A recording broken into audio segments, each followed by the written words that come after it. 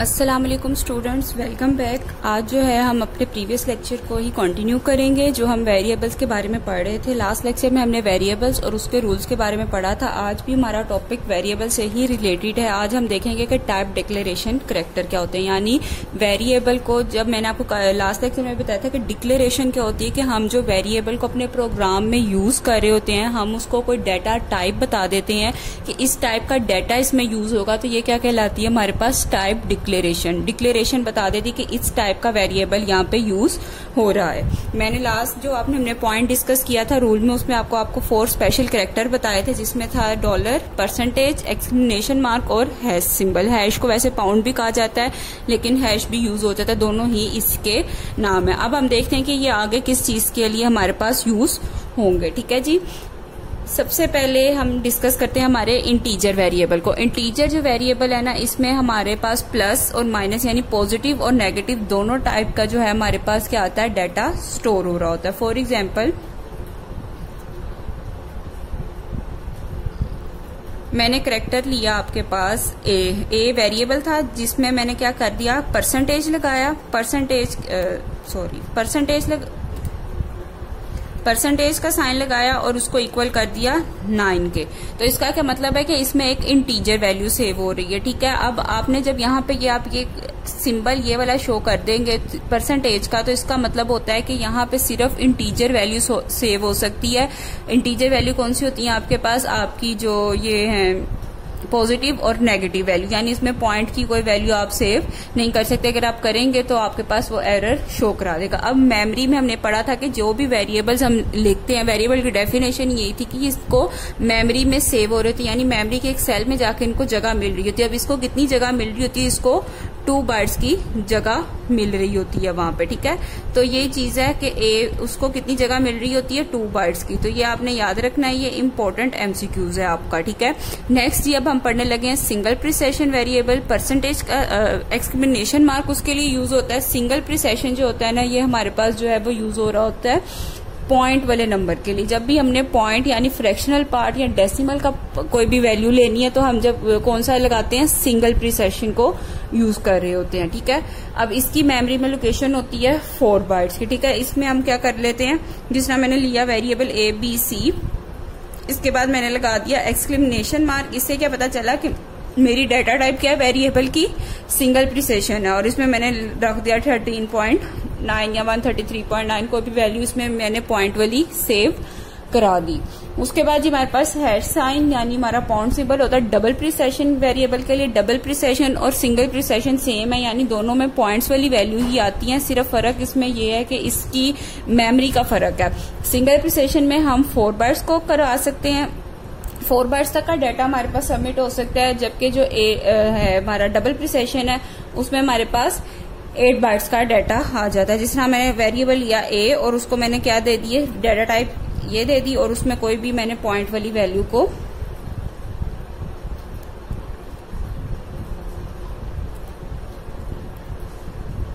Save कर लिया। ठीक है, तो ये क्या थी मेरे पास, ये डाटा टाइप्स थी। ठीक है, अगर आपने एक इम्पोर्टेंट बात फिर से मैं आपको बताती चलूं कि बेसिक जो है, अगर हम इसमें डाटा टाइप को डिक्लेयर नहीं भी करेंगे तो भी हमारा वेरिएबल जो है वो काम करेगा, चलेगा उसी तरह से जिस तरह से हमने उसको डिक्लेयर कराया है, उसमें जो सी भी वैल्यू दी गई है।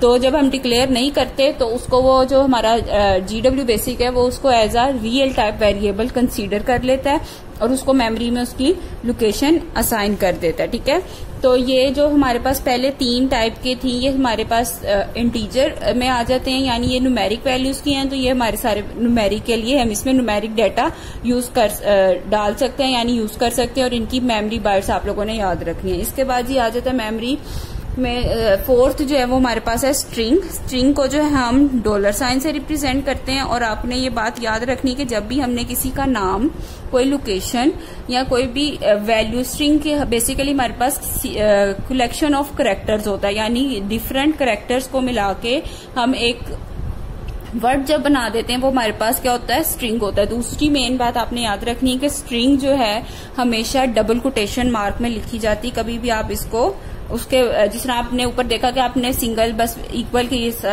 बाद आपने वैल्यूज असाइन कर दी तो वो न्यूमेरिक वैल्यूज चल जाएंगी। स्ट्रिंग कभी भी आपके पास डबल कोटेशन के बगैर वर्क नहीं करेगी। इसको हमेशा आपने डबल कोटेशन मार्क में ही लिखना होता है, ठीक है। जिस तरह मैंने यहाँ पे लिखा अली, तो अली क्या है, मेरे पास कॉम्बिनेशन ऑफ कैरेक्टर्स है, तो ये क्या बन जाएगा, मेरे पास एक स्ट्रिंग बन गई और इसको आपने हमेशा इसमें स्टोर कराना है डबल कोटेशन मार्क में। और इसकी मेमोरी में जो लेंथ होती है, जितनी हमारी स्ट्रिंग की लेंथ होती है उतनी ही ये मेमोरी में लेंथ हमारी ले रही होती है, ठीक है। एक और मैंने अगर वेरिएबल लिया बी डॉलर, ये शो करा कि मैंने स्ट्रिंग लगाना है और इसमें डबल कोटेशन मार्क में लिखना है, और मैंने यहाँ पे लिख दिया हाउस नंबर 2, तो ये क्या है, ये भी एक मेरे पास स्ट्रिंग है, ठीक है। तो ये मैंने एक इसमें हाउस नंबर मैंने बताया, तो ये सारी क्या बन गई, मेरे पास एक स्ट्रिंग बन गई है, ठीक है।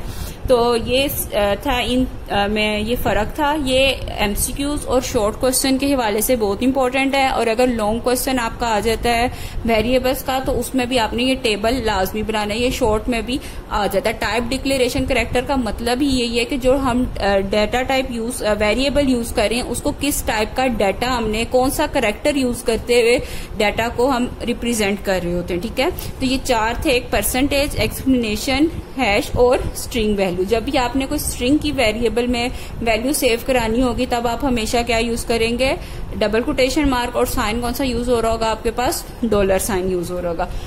इसके बाद ये वैसे आपकी बुक में नहीं है, लेकिन आपको मैं बताती जाऊं कि ये इंपॉर्टेंट है कि इंटीजर वैल्यू जो होती है ना आपकी, जिसके लिए आप क्या यूज कर रहे होते हो, परसेंटेज, उसमें जो मैक्सिमम डाटा है ना वो आपके पास सेव हो सकता है 32767, यानी 322767 इतना डाटा जो है ना आपके पास जो है उसका सेव कर सकते हैं। यानी इंटीजर में 2 बाइट्स में कम से कम इतना डाटा आप सेव कर सकते हैं। यहां तक वैल्यू लेके आप लोग सेव कर सकते हैं, इससे ज्यादा आप वैल्यू नहीं ले सकते, इससे कम आप लोग ले सकते हैं। इसके बाद ये जो आपके पास है आपका सिंगल प्रिसिशन का,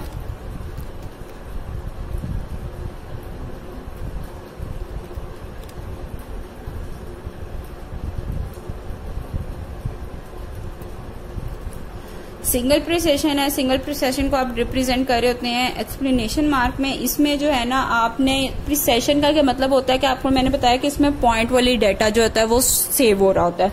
तो इसमें जो है आपने डाटा जो है आपके पास पॉइंट के बाद ना 7 डिजिट्स तक आप लोग डाटा लिख सकते हैं, लेकिन जो एक्यूरेट होते हैं ना हमारे पास वो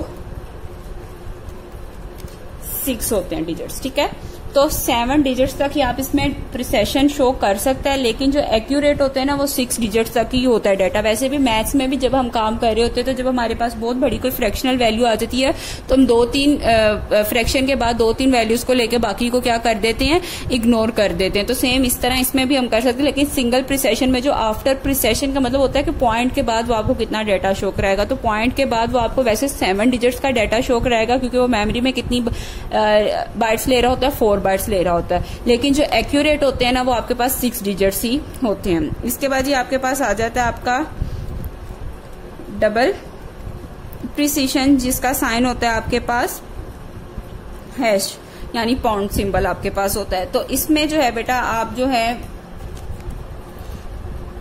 17 डिजिट्स तक का जो डाटा होता है ना, इसमें भी मैंने आपको पहले कहा कि सिंगल प्रिसिशन और डबल प्रिसिशन आपके पास सेम है, लेकिन आपने बस इसकी मेमोरी का फर्क है। तो इसमें जो एक्यूरेट होता है ना वो आपके पास 16 डिजिट्स होते हैं, ठीक है।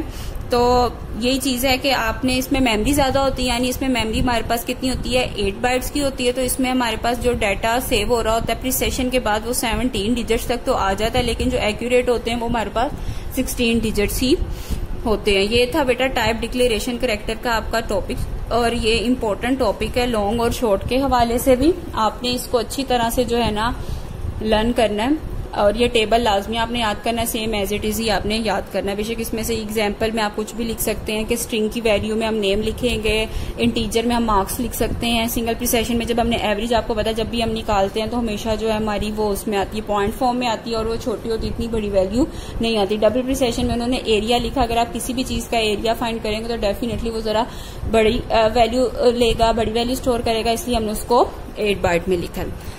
इसके बाद ही हमारे पास अब आ रहा है टाइप्स ऑफ वेरिएबल। ये इम्पोर्टेंट क्वेश्चन है आपके पास। इसमें जो है आपके जब आपके पास लॉन्ग क्वेश्चन आएगा वेरिएबल में, तो वेरिएबल की डेफिनेशन, रूल्स, ये टेबल और ये आपने टाइप्स, ये सारा कुछ उसमें आपने लिखना होता है। ठीक है, जो हमारे पास टाइप्स हैं वो दो ही तरह की हैं वेरिएबल्स की, एक है न्यूमेरिक वेरिएबल और एक है स्ट्रिंग वेरिएबल। तो आपको पता है कि जो न्यूमेरिक है उसमें हमारे पास क्या होंगे, नंबर्स होंगे सारे, यानी डिजिट्स को हम स्टोर करा सकेंगे। और स्ट्रिंग वेरिएबल हम पढ़ रहे हैं कि स्ट्रिंग को हम किस तरह स्टोर करवा रहे होते हैं। अब जो आपने तीन टाइप्स पढ़ी हैं, इंटीजर, सिंगल प्रिसिशन और डबल प्रिसिशन, ये तीनों जो है डाटा डिक्लेरेशन टाइप्स ही आती है आपकी न्यूमेरिक वेरिएबल्स में, और स्ट्रिंग जो आपने पढ़ी वो आपकी किस में आ जाती है, स्ट्रिंग वेरिएबल में। ठीक है जी, सबसे पहले न्यूमेरिक वेरिएबल को देखते हैं कि ये न्यूमेरिक वैल्यू को इंक्लूड करती है both floating point number and whole number, यानी इसमें पॉजिटिव और इंटीजर भी आएंगे और पॉइंट वाले नंबर भी आएंगे। अगर वो कह रहे हैं कि if you don't specify the type of numeric variable, अगर आपने न्यूमेरिक वेरिएबल की टाइप को नहीं स्पेसिफाई किया तो GW बेसिक उसको सिंगल प्रिसिशन ही जो है वो हैंडल करेगा, यानी उसको सिंगल प्रिसिशन ही कंसीडर करेगा। उसके बाद वो कह रहे हैं कि सिंगल प्रिसिशन में वही बात मैंने जो पीछे आपको बताई है कि इसमें जो डाटा है वो आप 3267 तक आप स्टोर करा सकते हैं। और जो इसमें सॉरी ये उसका हो गया इंटीजर का। सिंगल प्रिसिशन में जो आपके पास 4 बाइट्स होती हैं, तो इसमें जो है एक्यूरेट जो होते हैं वो आपके पास 7 डिजिट्स होते हैं, लेकिन आपके पास जो एक्यूरेट आते हैं वो कितने होते हैं, 6 सिग्निफिकेंट डिजिट्स आते हैं। और प्रिसिशन का क्या मतलब होता है कि डॉट के बाद वाले कितने डिजिट आ रहे होते हैं, यही उन्होंने बताया कि 6 सिग्निफिकेंट डिजिट होते हैं, लेकिन ये हैंडल 7 सिग्निफिकेंट डिजिट को कर सकता है। और अगर आपने इससे बड़ी वैल्यू को यूज करना होता है, यानी आपने 7 से ज्यादा आपको वैल्यू चाहिए, आपकी प्रोग्राम की रिक्वायरमेंट थी कि आप उसमें 7 डिजिट से आफ्टर 0.7 डिजिट से ज्यादा यूज करें, तो फिर आप डबल प्रिसिशन को यूज कर सकते हैं। इसके बाद ही हमारे पास स्ट्रिंग आ गया है। स्ट्रिंग वेरिएबल आपने पढ़ा था कि हमारे पास क्या होता है, सीक्वेंस ऑफ कैरेक्टर्स, यानी कॉम्बिनेशन ऑफ कैरेक्टर्स होता है, और ये हमेशा हम किस में लिखते हैं, डबल कोटेशन मार्क में ही लिखा जाता है। यही बात इसमें बताई गई है कि इसमें जो है ये हम जो भी कभी हमने स्ट्रिंग यूज करनी होगी प्रोग्राम में, तो हम वेरिएबल के स्टार्टिंग पे जो है हम क्या लगा देते हैं, $साइन लगा देते हैं, जिससे हमें पता चल जाता है इसमें हमारी स्ट्रिंग सेव हो रही है। अब वो कह रहे हैं कि इसकी जो नेचर होती है ये न्यूमेरिक से बिल्कुल डिफरेंट होती है। अब हमने लास्ट की बार डिस्कस की थी कि ना जब भी अगर आपने किसी वेरिएबल के साथ उसकी डाटा टाइप नहीं लगाई है ना, तो वो उसको as a real type variable consider कर लेगा, यानी उसको न्यूमेरिक वैल्यू, उसमें आप न्यूमेरिक वैल्यू भी दे सकते हैं, उसमें आप फ्लोटिंग पॉइंट यानी नंबर वाली वैल्यू भी दे सकते हैं। लेकिन स्ट्रिंग वेरिएबल के लिए जरूरी है कि जब आपने कोई स्ट्रिंग को यूज करना है अपने प्रोग्राम में, तो आपने $साइन लाजमी यूज करना है, और जो भी स्ट्रिंग लिखनी है वो आपने डबल कोटेशन मार्क में लिखनी है। तो ये इसके लिए स्ट्रिंग के लिए जरूरी है। बाकी इसमें वो आप अगर नहीं लिखेंगे तो वो उसको एज अ न्यूमेरिक वेरिएबल ही कंसीडर करेगा। उसके बाद वो कह रहे हैं कि इसकी जो नेचर होती है बिल्कुल डिफरेंट होती है। अब $साइन हम यूज करते हैं स्ट्रिंग को कंबाइन करने के लिए, और उसमें उन्होंने एग्जांपल आपको दी है कि आप स्ट्रिंग में जो है ना आप एडिशन, मल्टीप्लिकेशन और सब्ट्रैक्शन या डिवीजन यानी मैथमेटिकल ऑपरेशंस आप परफॉर्म नहीं कर सकते।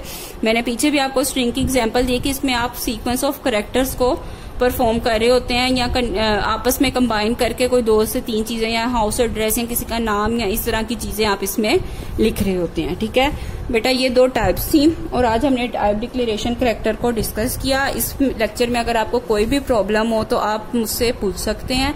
कोई चीज नहीं समझ आई हो तो आप उसको दोबारा से जब आप देखेंगे जूम पे हम लेक्चर लेंगे तो आप वहां पे मुझसे पूछ सकते हैं। इसको अच्छी तरह से लर्न करें, और लर्न करके आप लोग लिखें, और जो चीज नहीं समझ आई आप वो मुझसे पूछ सकते हैं। ठीक है, अल्लाह हाफिज।